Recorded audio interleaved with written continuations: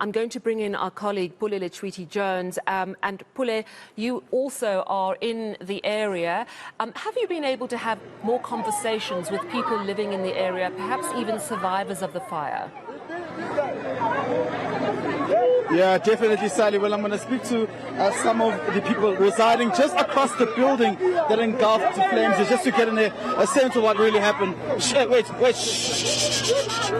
My guy, thank you very much, man. Just if you can give us a picture of what really happened, like Izolo, Ebusuku, when the fire actually, the building engulfed into flames yesterday. What happened? What did you see? Yesterday, as we stay here, so we start hearing loud noise because this area is a place of people being mugged and stuff. Yeah. So we thought that was the issue. So I think 30 minutes later, then we came out. So after we came out was when we saw the building was in fire. People were trying to jump. Some parents throwing their kids downstairs. Even I saw one lady. She threw her 2 kids. Some people catch them, and then with her also she jumped there, but then she broke the leg. Yeah, so it wasn't a good experience though. Some were stuck inside, they can't go in, they can't go out, they got burnt inside and stuff. Tell us, did you try to actually put out the fire? Were you carrying water buckets? How was it? Was it chaotic here? It was very, very chaotic, but us, we couldn't go there because the police were here. And then the firefighters were also there. And even if we go there, we can't go inside because some of the houses have burglars. Allow you to come that close. And some of the houses have some burglars with keys, so you can't go in if you don't have the key. So even if you go, you are just stuck there. Like me and you now, you can't come in. I can't go out. That's exactly what I did. Did you have any friends that are residing at this building? I've got friends who are staying this side, but them, they are safe. They managed to take them, their kids and friends and stuff. Yeah, so even me, I tried to help some of them for us to take some of the things outside. There was those who were trapped on the 5th floor. Did you try to help those as well? What were the residents around you trying to do to help those who are on the 5th floor? Those ones there by the 4th floor, up there. Yeah. They were also stuck there by the burglars. So some, I know one guy, I know him, even yesterday night I saw him. He tried and jumped. He tried and jumped from up there till down there. Luckily, he didn't get any injury. But some of his friends, when they were trying to go in and check up on him, they got stuck with smoke. So it's the smoke that killed a lot of people. Obviously, you would have witnessed everything here. How long did it take the firefighters to get on scene to arrive here? It took like an hour. Yeah, because when it started, it was just the ground floor. But when they came, it was the 1st floor, 2nd floor, trying to get to the 3rd floor. It started like 1 a.m. and I came out 10 past 1. And I was here till around past 2. Yeah, going to 2 past 2. Yeah, that's when the firefighters came. Yeah. Thank you very much. Of course, some of the residents and witnesses who saw what transpired here yesterday in the wee hours of the morning as well. These are residents who reside here. I just want to show you just across this building here. You'd see this is the building that was torn apart and damaged as a result of the fire.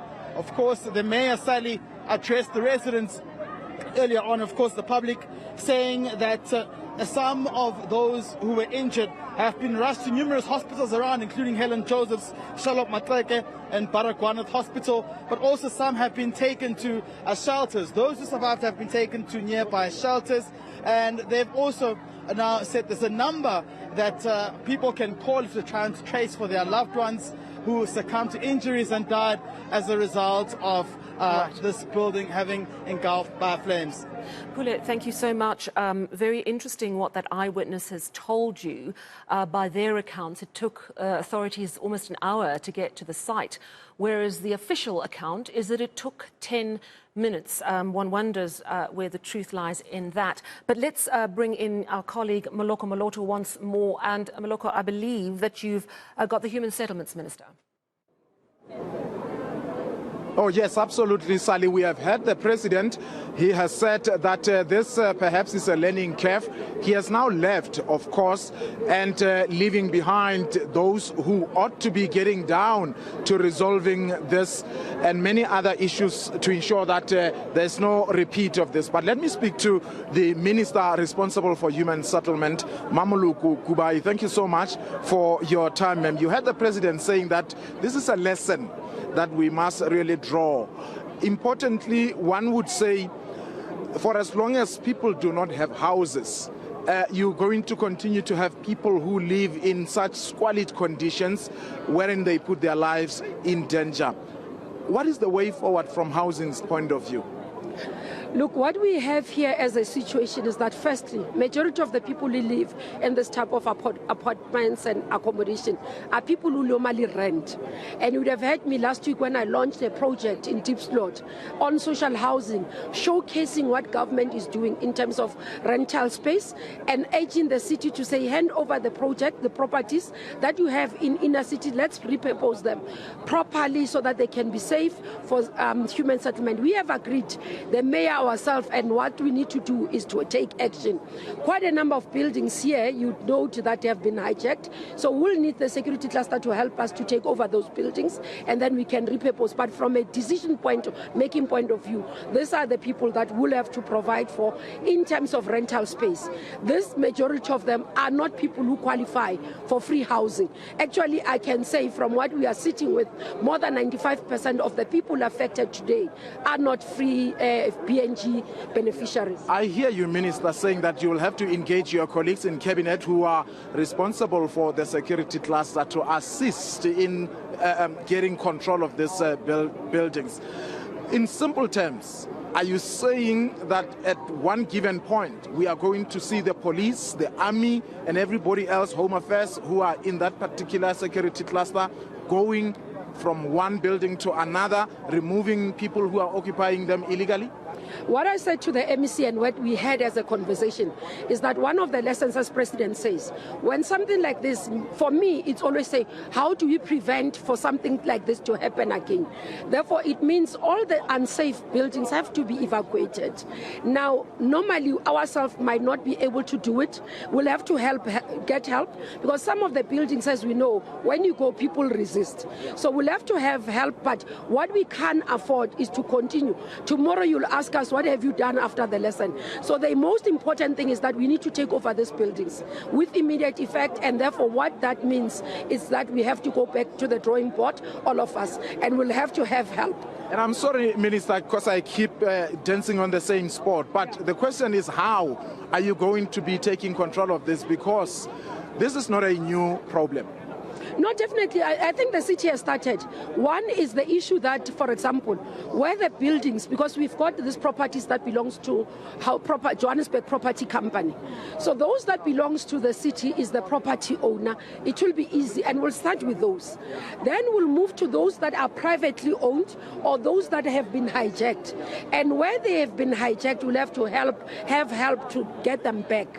So that's what we're going to have to do. Obviously, working together with the security cluster.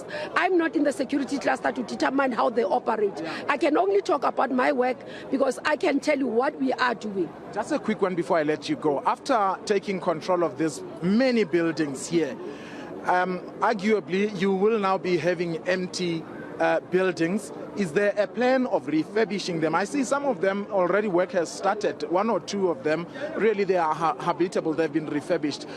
Do you have a grand plan? Do you even have money to ensure that you perhaps turn this area into a properly habitable place? We have partnership with private sector. Not all the money has to come, especially on social housing. It's driven by private sector. The banks have been willing to come on board. I can tell you, in terms of even just the rate in terms of people who want in this building, there is enough in terms of us being able to do that. So partnership between ourselves as the national, province, local, but most private sector. I've had a lot of private sector people calling today to say, Minister, we stand ready with our resources to be able to help you to refurbish these buildings. Let's do PPPs so that you can have have them working. So that is something that we had started. One of the things, when I spoke about the government employee housing scheme that is coming to us that we implement, it's one of the products that we are going to have to use to be able to repurpose this. So the challenge we have is cooperation from citizens, those who are inside, because some of them feel that you are targeting them. For example, today I have a report. We have 3 buildings that are available for them to move into. The bus came during the day. They did not want to get into the bus. It's now here for the second time, and I'm here appealing to the citizens. So these are the people who lost everything last night? Yes, these are the people. We are making available 3 buildings that have been identified by human settlement teams that says they are habitable. They will be able to move in today so that women, children and these families don't sleep in the streets. But what is surprising, and that's what we are trying to understand, is that none of them are willing to get into these buses. Okay, how are you going to resolve that now? That's why we need to understand what is their problem.